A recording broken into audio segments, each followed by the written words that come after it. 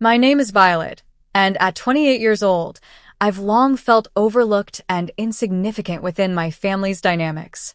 In sharp contrast, my sister Lucy, who is 5 years younger than me, has always been the center of our family's love and attention. Our parents have endlessly pampered and supported her, always praising her every decision and action, regardless of the circumstances. Whenever Lucy faced even minor challenges, our parents were quick to step in, providing her with all the help and solutions she needed. On the other hand, my accomplishments and efforts were often disregarded or minimized by those around me. On one ordinary day, as our parents prepared for a trip to the park, the house was bustling with activity. My mother was busy packing, while my father searched frantically for his keys. Lucy was visibly excited, urging them to hurry. Amidst this chaos, I approached my mother, hesitantly expressing my wish to join them. She merely gave me a brief, cold look and dismissively told me to stay home and focus on my homework. My father said nothing to support me, and Lucy cheerfully left the house, leaving me behind in the quiet living room, feeling more isolated than ever. This pattern of neglect from my parents was a constant theme throughout my childhood. Lucy, on the other hand, always approached me with a bright, innocent enthusiasm, often asking me to join in whatever I was doing. This changed as she grew older and began to notice the preferential treatment she received from our parents. She was showered with praise for even the smallest achievements, while they remained indifferent to my efforts. As time passed, Lucy's attitude shifted. She began to display a subtle sense of superiority, often dismissing my thoughts and laughing off my setbacks, all while maintaining a perfect, obedient facade in front of our parents. Feeling increasingly alienated, I felt like an outsider in my own home. After high school, I started working as a waitress in a local restaurant. Despite my initial nervousness, I began to enjoy the work, finding a sense of rhythm and satisfaction. Yet, my family did not see this job as worthwhile. My mother often demeaned my position, and Lucy's support felt hollow and insincere. At family gatherings, I felt invisible, my presence barely acknowledged, a recurring pain that cut deep. The disparity in how we were treated was evident and painful, shaping my experience of family and belonging in profound ways. Despite my ongoing desire for their acknowledgement and affection, I struggled to connect with my family. When I was 22, I met Charles through a mutual friend. He seemed reserved and serious at first, but as we got to know each other, I was drawn to his genuine kindness and empathy. Our friendship quickly deepened into a romantic relationship, and spending time with him quickly became the best part of my days. Eventually, we decided to move in together, and my life began to center around our shared experiences, each day made special by his presence. Charles was a comforting partner at home and an adventurous companion for outdoor activities. As my life with Charles unfolded, I found myself drifting further from my parents and Lucy absorbed in my new life and work. The distance from my family offered a respite from the emotional neglect I had experienced growing up. After a significant period of minimal contact, I chose to attend a family gathering, which reignited a mix of long-suppressed emotions. Although I engaged in light conversations with relatives I hadn't seen in a while, I still felt overlooked by my parents and Lucy. Then, unexpectedly, Lucy announced her engagement at the gathering, sharing the news publicly before telling me privately, which left me feeling alienated and hurt. The focus of the gathering swiftly turned to her upcoming wedding, further marginalizing me. I tried to maintain a cheerful demeanor, but inside, I was overwhelmed by a profound sense of loneliness and exclusion. As wedding preparations progressed, I felt increasingly left out. Living apart from my family, I wasn't informed about the wedding details. In an attempt to be involved, I reached out to Lucy, offering my help, only to receive a terse and dismissive response. A few days later, Lucy unexpectedly called me about her wedding dress.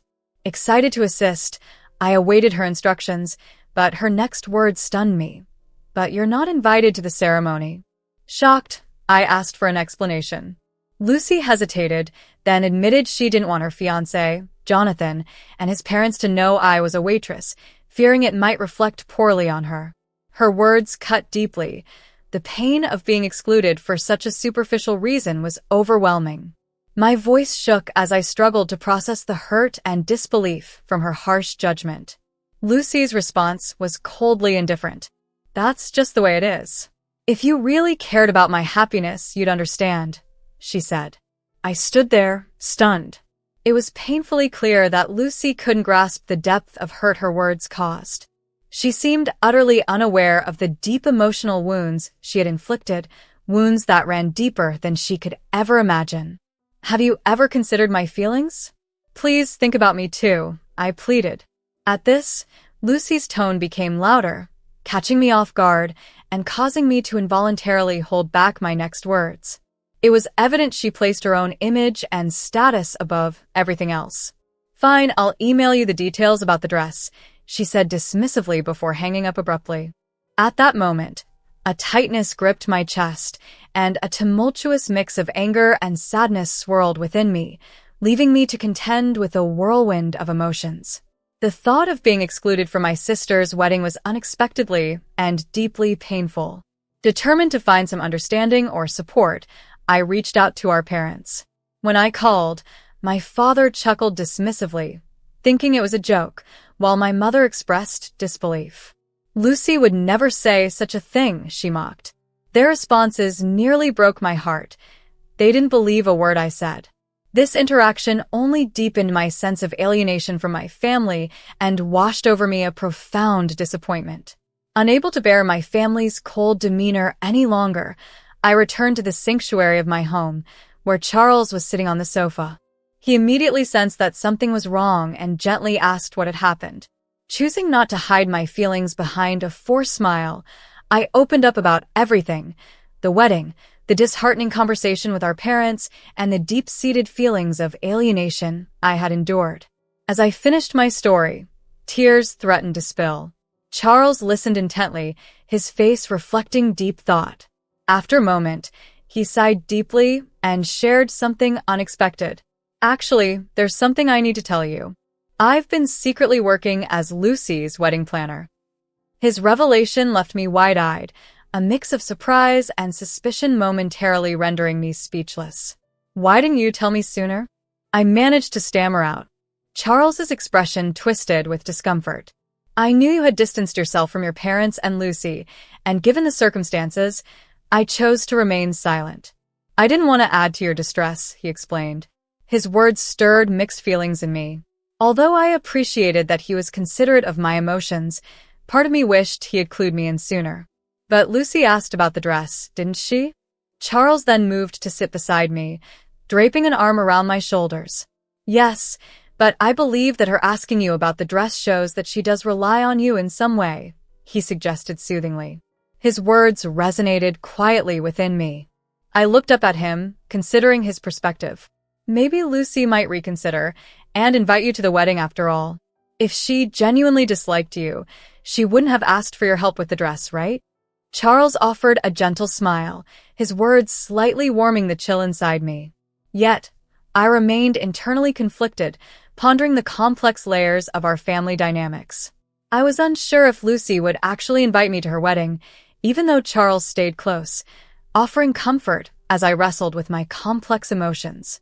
Despite this, I continued working on Lucy's wedding dress, pouring my heart into each detail against a backdrop of mixed feelings. Each time I thought about the wedding, a heavy sense of exclusion hit me, but I focused on perfecting the dress. Deep down, I clung to a sliver of hope that she might eventually ask me to attend. I meticulously followed Lucy's instructions, ensuring every aspect of the fabric and design was flawless. Yet, as the days passed, no invitation came. On the day of the rehearsal dinner, the venue was beautifully decorated and friends and relatives were wrapped in a festive mood. Jonathan, Lucy's fiancé, and my college acquaintance seemed puzzled by my absence. We had always shared a comfortable rapport, and his concern was evident. During a break, he approached Lucy, asking, "Hey, why isn't Violet here at the rehearsal dinner? She's family too, isn't she?" Lucy hesitated before responding with a forced smile. Well, she seems to be busy with work. I don't think it's something to worry about. Jonathan frowned slightly, pressing further. But isn't it strange that your sister isn't participating? Caught off guard, Lucy quickly diverted the conversation. Well, maybe, but you're certainly attending the wedding. Let's focus on enjoying this rehearsal dinner for now. Jonathan, though still puzzled, accepted her reassurance at face value. Surprisingly, after dinner, I received an angry call from Lucy. Why did you snitch on Jonathan? She accused, her voice trembling with anger. Confused and taken aback by her sudden hostility, I replied, What snitching are you referring to? Violet, you must have told Jonathan to ask me to invite you to the wedding, didn't you? Lucy's accusation was sharp, filled with a sense of betrayal. No, I didn't say anything like that. I defended, bewildered by her accusations. Don't lie to me. Then why else would Jonathan say such a thing?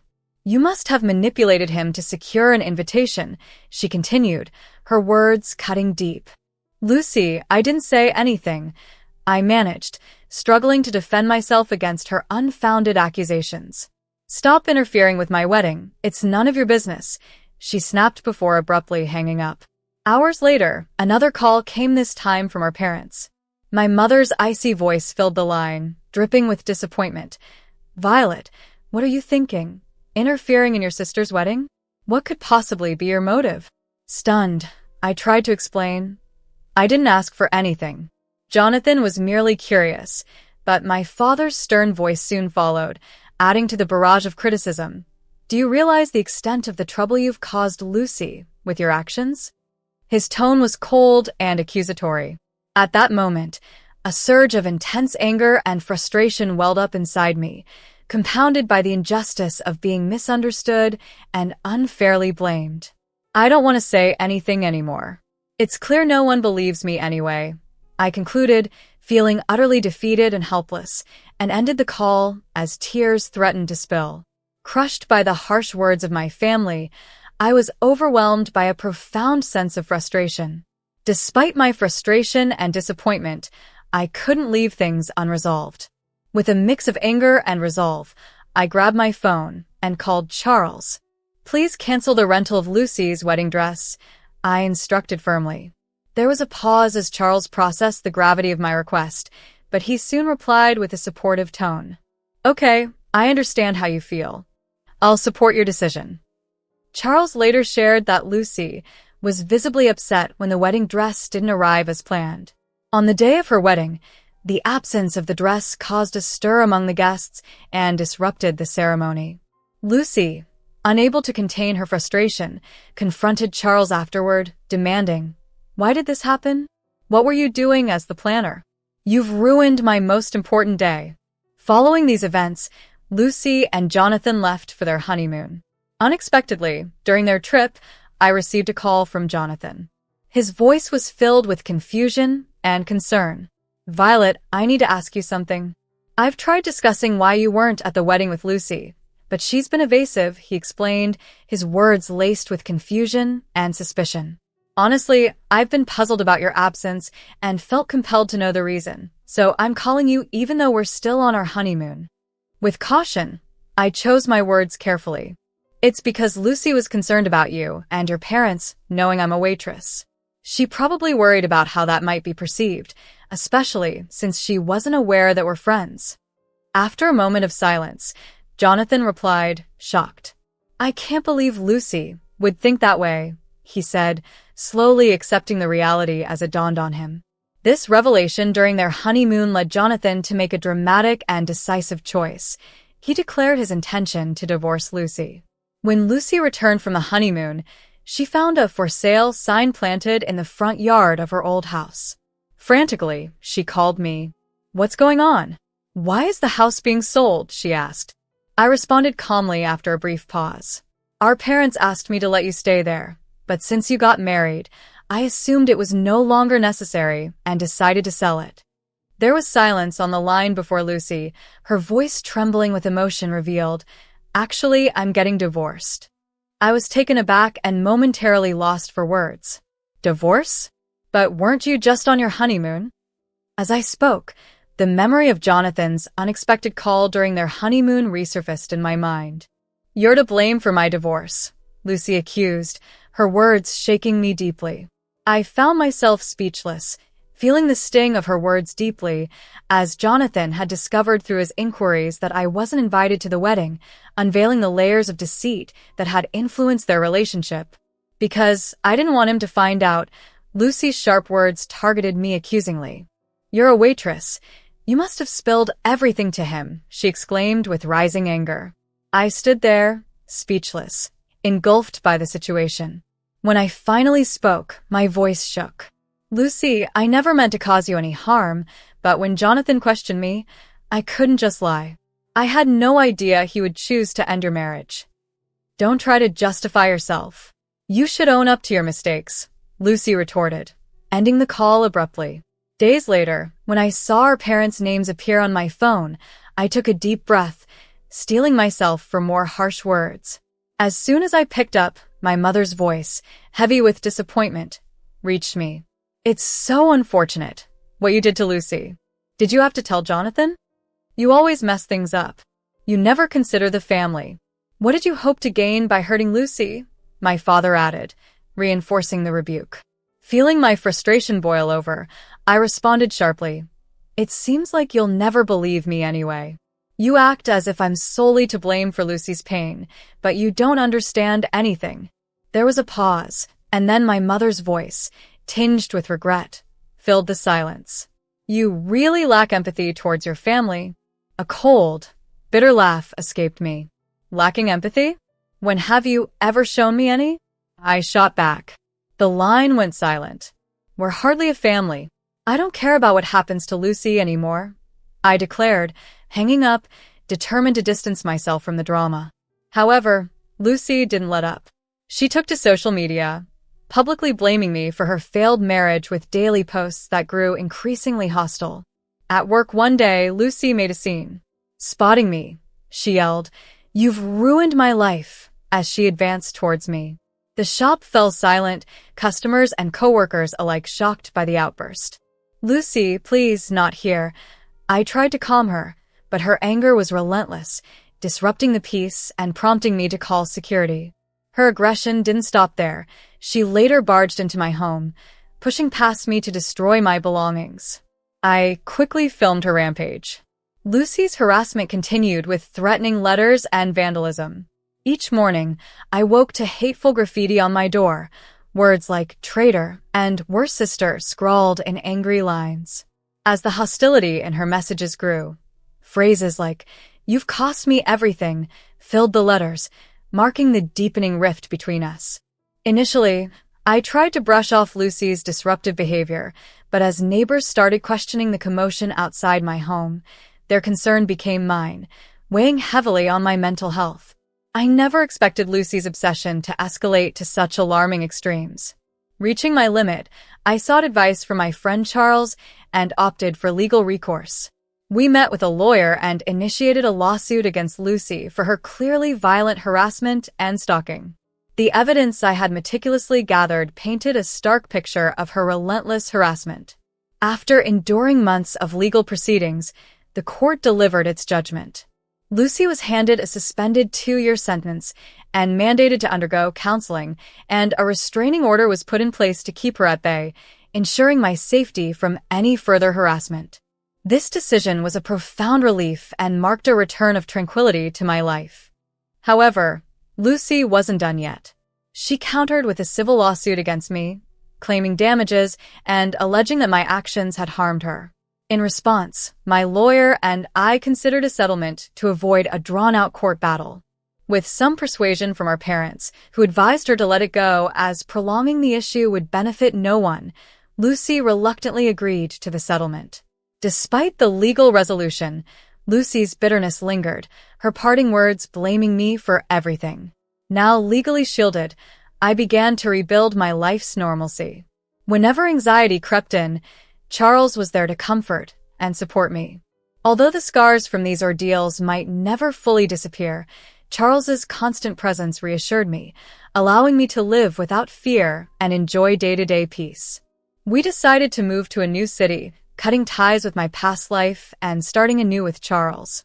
Each morning, we'd sit together, sipping coffee and planning our day, these simple routines blossoming into my greatest joys.